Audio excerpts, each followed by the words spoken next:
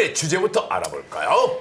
마치 달에 지렁이가 기어가듯이 혈관이 울퉁불퉁 튀어나온 분들 본 적 있으시죠? 네, 바로 오늘 알아볼 이 질환의 대표적인 증상인데요. 이 질환이 심해지면 피부색이 검게 변하거나 피부 궤양, 혈전증 등 심각한 합병증이 나타날 수 있다고 합니다. 네, 그런데 더 걱정이 되는 건요. 이 질환을 진단받는 환자 수는 최근 5년간 50% 이상 증가했지만 우리나라 성인 10명 중 7명은 이 질환에 대해서 잘 알지 못한다고 합니다. 과연 어떤 질환인지 TV 왕진 오늘의 주제 지금 바로 공개합니다. 여름철 혈관 건강의 적신호 하지정맥류.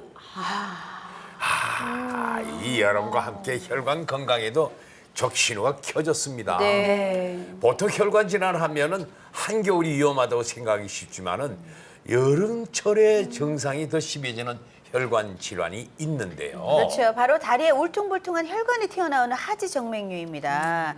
옷이 짧아지는 여름이다 보니 겉보기에도 참 안 좋죠. 네. 또 더위와 함께 증상은 점점 더 심해지죠. 그래서 오늘은 하지정맥류에 대한 모든 것을 자세히 알아보도록 하겠습니다. 하지정맥류라는 게 이름도 좀 어렵고 해서 이게 도대체 무슨 병이지 하는 분들도 또 계실 것 같아요. 네. 김재영 선생님, 하지정맥류란 과연 어떤 질환입니까? 네, 우리 몸의 혈관은 심장을 중심으로 해서 깨끗한 피가 공급되는 동맥과 노폐물이 다시 되돌아오는 정맥이 있어요.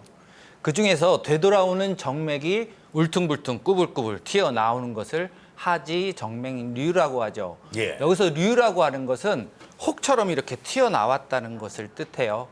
이 정맥 안에는 판막이라고 해서 이 혈액이 역류하지 못하게 막아주는 그런 장치가 있는데요. 그런 게 고장남으로 인해서 서 있을 때 올라가야 되는 피가 다시 아래쪽으로 주저앉으면서 밑에서 풍선 꽈리처럼 불어나는 거죠. 이렇게 튀어나오는 정맥류뿐만 아니라 여성들에 있어서 이렇게 허벅지 바깥에 파란색, 뭐 실핏줄, 네네. 뭐 보라색 실핏줄 네. 이렇게 보이는 모세혈관 확장증, 그다음에 다리에 유난히 전체적으로 파란 줄이 많이 보이는 그런 세정맥 확장증, 이런 것들이 전부 다 정맥류에 포함된다고 보시면 됩니다. 그렇군요. 한마디로 말해서 하지정맥류는 혈액순환이 잘 안 돼서 다리의 정맥이 늘어나고 결국은 튀어나오게 되는 그런 질환이라는 말씀이신 것 같은데요. 홍대주 선생님, 근데 여름철에 왜 하지정맥류가 더 그렇게 심해질까요? 네, 그것은 우리의 날씨가 따뜻해지면서 우리 몸의 혈관도 확장을 하게 되는데 정맥은 날씨가 따뜻해지는 거에 의해서 그 확장되는 정도가 동맥보다는 훨씬 더 심하게 늘어나게 됩니다. 그래서 그 늘어나게 되는 작용 때문에 결국에는 정맥 순환에 영향을 줘서 여러 가지 증상들이 나타날 수 있는데요. 우리 몸은 체온을 조절하기 위해서 말초 혈관이 확장을 하게 되는데요. 그러다 보면 혈관의 탄력성이 떨어지고 그 늘어난 혈관 때문에 아까 말씀해 주신 것처럼 판막의 역할을 제대로 하지 못하면서 여러 가지 증상이 악화되는데 그게 결국은 날씨가 따뜻해지는 거에 영향을 많이 받게 됩니다. 우리 반은경님은 하지정맥류에 대해서 좀 알고 계셨어요? 잘 몰랐고요. 그렇죠. 예, 저 같은 경우에는 이게 왜 밤에 잠을 자다가 쥐가 좀 잘 나는 편이거든요. 저도요. 네.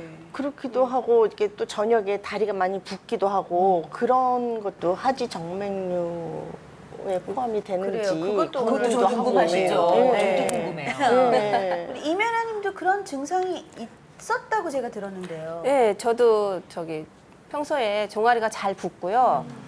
막 가끔 이렇게 뭉치는 느낌이 많이 들고 엄지발가락이 가끔 저리기도 하고 그렇거든요. 그런 증상들도 여기에 포함이 되는지 궁금하네요. 네. 두 분도 혹시 하지정맥류가 아닐지 걱정이 되네. 그렇죠. 네. 그 우리가 하지정맥류에 대한 증상을 자세히 알아보면 좀 도움이 될 것 같은데. 자, 김재영 선생님, 하지정맥류의 대표적인 증상에는 과연 어떤 것들이 있습니까? 하지정맥류라고 하면 일단 다리에 푸른 혈관이나 실핏줄, 튀어나온 혈관 이런 것들이 있는 경우가 대부분이에요. 하지만 보이지 않는 경우에도 다리가 평소에 너무 많이 무겁고 피로하고 저리고 땡기고 자다가 쥐가 나고 예, 붓고 이런 경우, 이런 증상이 많은 경우 하지 정맥류를 의심해 봐야 됩니다. 약간 조금씩 이게 핏줄 같은 게 있긴 있거든요. 그쵸, 그쵸. 이 말씀을 드리니까 갑자기 더 뭉치는 것 같네요. 네, 그런데 이 같은 하지정맥류라고 해도 증상에 따라 종류가 다양하다고 합니다. 홍대진 선생님, 이 하지정맥류에는 어떤 종류가 있는지 자세하게 설명 좀 부탁드릴게요. 네. 같은 하지정맥류라도 증상에 따라 종류와 증상이 다르기 때문에 정확한 진단을 필요하게 됩니다. 우선 화면을 보면서 좀 더 자세하게 설명을 드리도록 하겠습니다. 네. 첫 번째는 모세혈관 확장증. 네. 그래서 저런 경우는 이제 거미양 정맥이라고도 부르기도 하는데요. 지름이 1mm 이하의 가느다란 정맥들이 확장돼서 붉은색 또는 보라색을 띠는 거미줄 모양의 가는 실핏줄이 드러나는 상태입니다. 그러네요. 예, 엄밀히 말해서는 이거 자체로 하지정맥류다라고 말씀드리기 어렵지만 그래도 초기를 의심해 볼 수 있습니다라고 말씀을 드릴 수 있습니다. 네. 그래서 이런 경우에는 뭔가 불편한 증상이 생긴다 아니면 그런 게 시작이 된다라고 느끼시면 의심을 해보시는 게 좋겠습니다. 네. 두 번째는 망상정맥류입니다. 피부 아래 얇은 정맥으로 푸른색을 띠면서 지름이 1에서 2mm 정도의 구불구불한 모양으로 이제 뭐 비친다, 확장된다 이렇게 생각하시면 되겠고요.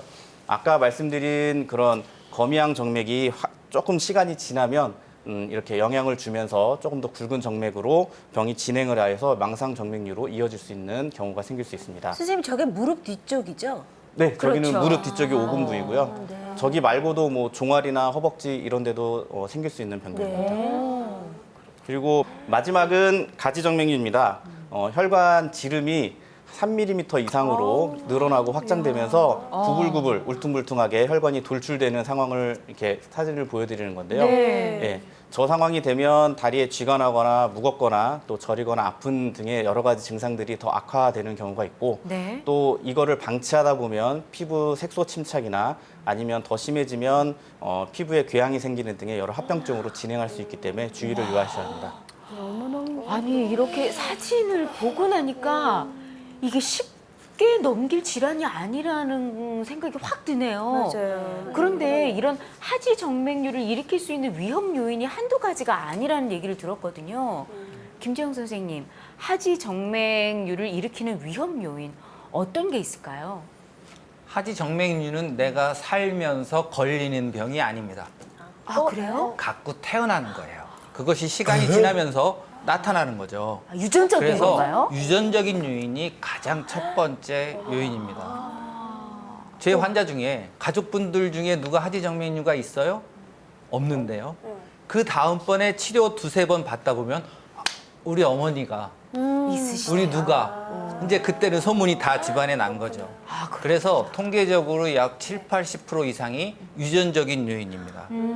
하지만 유전만 있는 것은 아니고 여성에 있어서 임신했을 때 이런 하지 정맥류가 생기는 경우가 아주 많아요. 네. 그다음에 직업적으로 많이 서 있거나 하루 종일 안 움직이고 오래 앉아 있는 경우, 그다음 비만, 무거운 것을 많이 드는 경우, 이런 경우 하지정맥류의 위험 요인으로 작용하고요.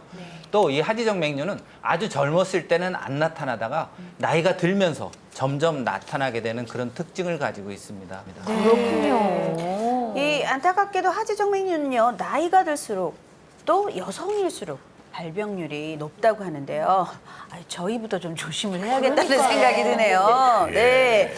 홍대진 선생님, 이렇게 하지정맥류를 특히 조심해야 될 사람들이 따로 있을까요?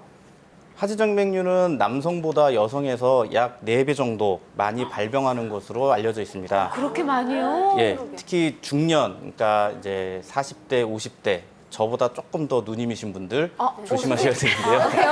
갑자기 왜 누님이라고 네. 하셔서 깜짝 놀랐어요. 네. 네, 이게 이제 통계가 있습니다. 그래서 통계에 따르면 지난해 하지정맥류 치료를 받은 환자가 21만 명 정도 되는데 그 가운데 여성이 전체의 68%를 차지했고요. 그리고 이중 50대에서 60대 여성 환자분이 전체 환자의 36%에 이른다고 되어 있습니다. 나이가 들면 결국에는 정맥 혈관의 탄력도 떨어지고 그리고 판막 기능도 약해져서 하지정맥류 발병 위험이 더 커질 수밖에 없고요. 더군다나 여성분들 같은 경우에는 이제 호르몬의 변화가 남성에 비해서 훨씬 더 많기 때문에 생애 전환기라고 그러죠. 그 중년에서 이제 갱년기로 넘어가면서부터는 이런 에스트로겐이라는 여성 호르몬의 영향을 받아서 혈관이 더 잘 늘어나고 더 약해질 수밖에 없습니다. 그래서 이 여성분들 중년에 넘어가시는 분들에게 있어서는 하지정맥류 증상이 생기면 반드시 적절한 검사와 또 예방할 수 있는 여러 가지 방법들을 강구하시는 게 가장 좋겠다고 생각이 듭니다. 하지정맥류로 인한 증상을 단순한 통증 혹은 피로로 오해해서 늦게 병원을 찾는 환자들도 또 많다고 하더라고요. 자, 김재영 선생님, 하지정맥류는 초기에 발견하면 완치도 가능합니까? 하지정맥류는 무조건 시간이 지날수록 진행하는 질환이에요. 저절로 좋아지거나 뭐 없어지는 경우는 없어요. 그래서 어떠한 치료가 필요한데요. 특이하게도 일반적인 질환은 병이 심해질수록 증상도 심해지는데 하지정맥류는 병이 심하다고 해서 꼭 증상이 심하지 않아요. 아주 초기에도 증상이 많이 나오는 사람들이 있고 엄청 튀어나오는데도 그냥 보기 싫어서 왔어요. 나는 하나도 안 아파요. 이렇게 말씀하시는 분들이 있어요. 하지만 모든 경우에서 다 조기 치료가 가장 최선의 치료 방법이고요. 일단 병원에 오시면 왜 생겼는지 원인 검사를 하게 돼요. 그래서 보이지 않는 속 안에 있는 혈관 상태를 검사해보고 거기서부터 고장이 시작됐다면 수술적인 방법이 동원이 돼야 돼요. 하지만 속에는 괜찮고 겉에만 고장이 났다. 그런 경우에는 간단한 주사 치료, 경화요법이라고 하는데요. 그런 주사 치료만으로도 쉽게 없어질 수 있어요. 하지만 이것이 아까 말씀드린 대로 유전적인 특징이 있기 때문에 평생 안 생기게 할 방법은 없습니다. 그래서 나중이라도 조금 생길 수 있기 때문에 중간 점검이 처음 초기 치료보다 더 중요할 수 있어요. 그렇군요. 근데 홍태진 선생님, 이렇게 하지정맥류 수술로 혈관을 없애는 게 진짜 괜찮은 건가요? 혈관이 없어진다라는 게 이게 어떻게 된 저희가 거죠? 생각하면 이거 큰일 나는 거 아닌가 그런 생각이 들거든요. 네, 큰일 나지 않습니다. 아, 그런가요? 그 병원에서 제가 이제 환자분들을 진료할 때 가장 많이 받는 질문 중에 한 가지가 정맥을 이렇게 막거나 없애면 진짜 괜찮은 거냐 이런 걸 많이 많이 질문을 접하게 되는데요.